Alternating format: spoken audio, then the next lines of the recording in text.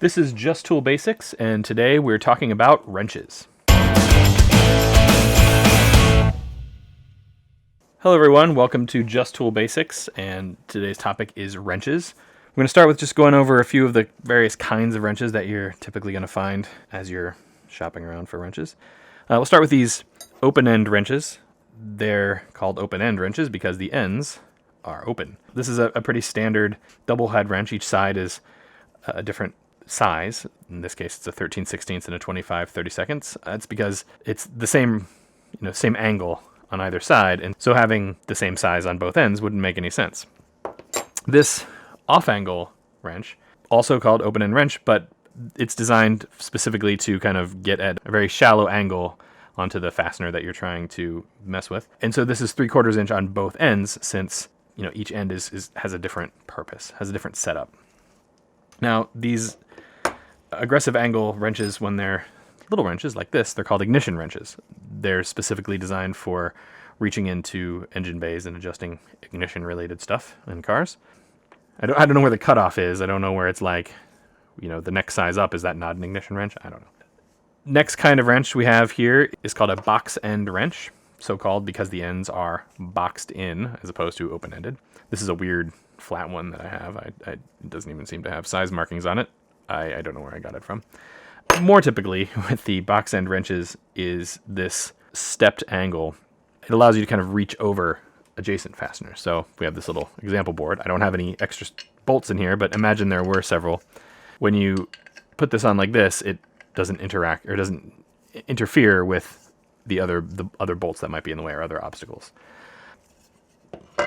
But the most common kind of wrench that you're likely to encounter is a combination wrench. So-called because it's a combination of one open-end head and one box head, typically the same size on the same wrench. This is a pretty standard version of a combination wrench.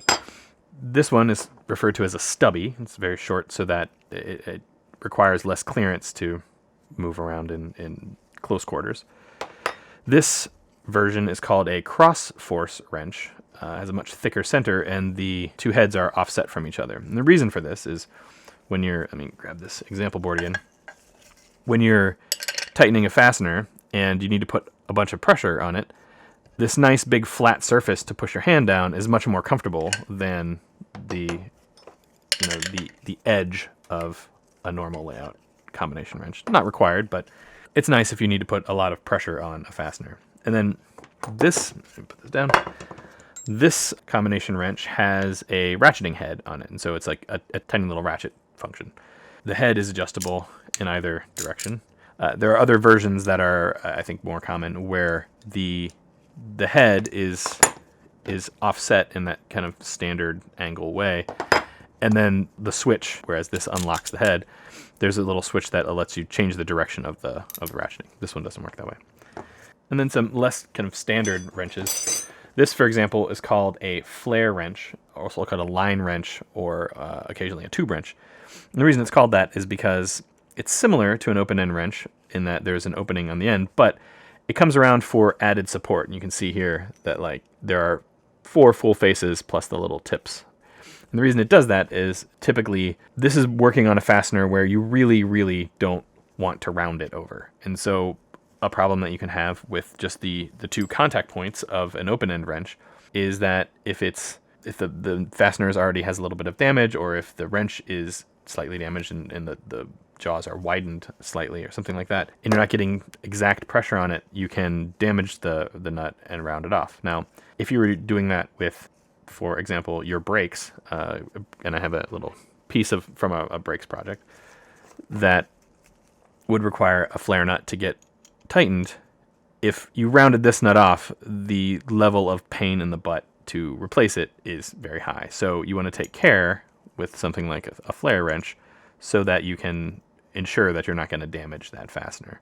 But as you can see, this fits right over the tube, lets you get some nice torque on that fastener and not damage it.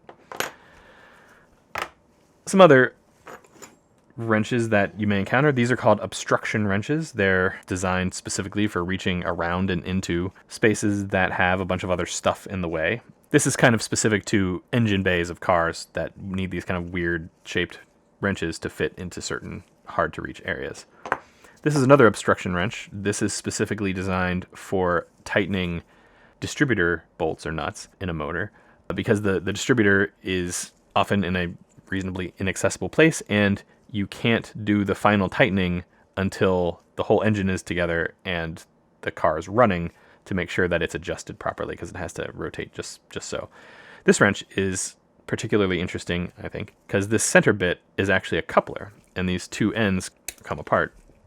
And you can either rearrange it so that it's in a different orientation, if that works better for your situation, or you can actually use a ratchet handle, if that's better for your situation. And then this is a good old adjustable wrench, so-called, because it is adjustable, and in this case it can go from, looks like 0 inches to 1.5 inches. I don't know if you can see, there's a ruler on the side and a little arrow that points to where it is. There you go. Now, this isn't a particularly precise arrangement, so if you need exactly 3/4 inch or something like that, you're going to have to try it on a bolt, because it's just not precise enough. But if your tool collection is such that you don't have duplicates of the size that you need, an adjustable wrench can be a good second wrench. So, for example, this is just one bolt through a board with a nut on it, but if you needed to tighten this,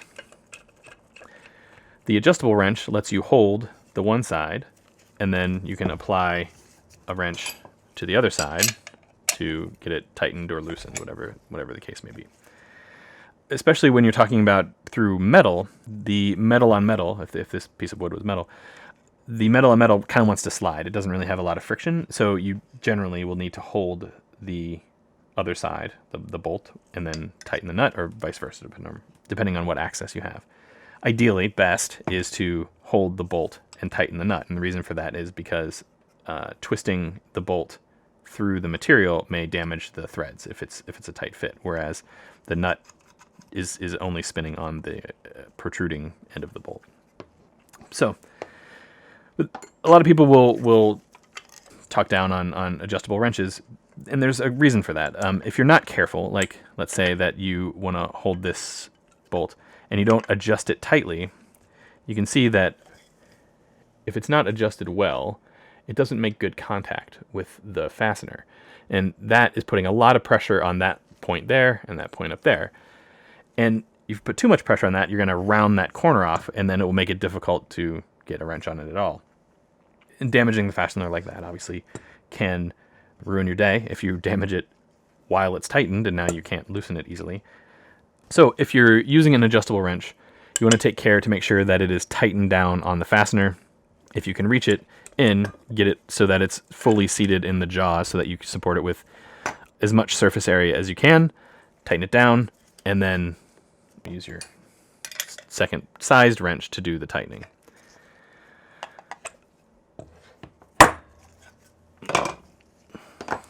Let's talk about materials. So most of these wrenches are made of drop forged steel. Some of them are labeled directly on it. This one is embossed with drop forged. This big one says forged in USA. Some of the smaller ones just don't have the space to say forged. So, for example, this one does not say that it's forged on it, but it is. I know that it is. When I bought it, it came in a package that said as such. And that's pretty typical for decent to high quality tools. They're made of drop forged steel because the steel is much stronger with a little bit of give built into it. It's able to flex and then return to its original shape. The lower cost option would be casting. You're typically not going to find that even in lowish dollar tools that you encounter at your local home center or tool store. But you may encounter them in things like the free wrench that you get with your furniture to put it together. That company isn't going to pay for drop forged tools. They're not designed to last for a lifetime, and you're not going to be putting enough pressure on them to warrant the additional strength that drop forging provides. But there are more exotic materials as well. This wrench is actually made of aluminum. It's designed specifically for AN fittings, which are a type of aluminum fitting that's AN stands for Army Navy. It's the standard in the military, and it's more and more common on cars. Not typically from the factory, but hot rods, race cars, things like that use these AN fittings, and this wrench is designed to tighten those fittings without damaging the finish. A steel wrench on an aluminum fitting would trash it pretty quickly. And there may well be tools of other materials that I don't have. I don't have titanium tools or anything super fancy like that. I don't even know why someone might need those, but I imagine there are titanium tools around. Let's just talk about the basic anatomy of what a wrench looks like. So we'll take this kind of typical combination wrench again. This center part is called the shank or shaft, and each end is called the head. The way that it's cut out is called the profile. This one is a 19 millimeter. This end is a typical C profile, and this is a 12-point box end profile. The reason that we choose 12 points is because it is designed for hex head fasteners. So let me grab this. This is a lag screw, sometimes called a lag bolt. You can argue about that on the internet if you like. This one is a 9/16 head. I know because I tried it before I started this video. As you can see, this is a 6-point head. Now what the 12-point profile allows is you can fit it on here, and you can see that it's contacting every other point on the bolt head, or you can rotate it slightly and it's still making solid contact. Now the reason for that is because if this had a bunch of obstructions around it and it was 6-sided like this, I mean this is obviously the wrong size, but if this doesn't fit on in the angle that you can approach it, your next choice is a significant offset, whereas with the 12-point, your next option is only slightly rotated, half as far, obviously. So that's the reason for that. Similarly, the open end is at a pretty specific angle. That angle is so that you can approach it from this angle or this angle, and then the next flat over and again. And so you can actually approach with the open end profile head of the wrench the same amount of approach angles as the 12-point box end profile. So this angle is very specific. The open end side of the wrench is flat, and that's pretty typical in combination wrenches. The open end is typically flat compared to the box end, which is at an angle. The reason for that is, as we mentioned, if this had an angle to it, you wouldn't be able to necessarily approach the fastener at the angle that you wanted. Whereas the 12-point, grab this thing again, and I'm going to switch to the stubby. It fits on and then allows you to pass over other obstacles or other fasteners in the area. The angle of the box end is very intentional. The whole point of the wrench is to exert rotational force, torque, on a fastener. And you're doing that with the advantage of a lever. Now, I can do my best in getting this not really tight on here with my fingers, but I'm never going to get even a tenth of the amount of pressure that I could get by pressing with a wrench. Now, we talked about holding the other side before. This is in a piece of wood, so the head bites down a little bit. As soon as there's kind of any pressure, it bites into the wood, and I can exert pretty good pressure and tighten it.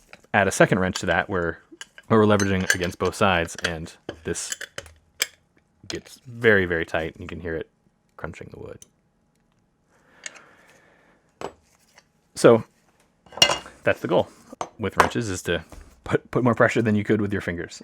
The longer the wrench, obviously, the more pressure you put. So if you need to tighten really tight, you don't want to use the little stubby. You want to use a normal size wrench. All right, I think that's it for wrenches. Until next time, this is Just Tool Basics.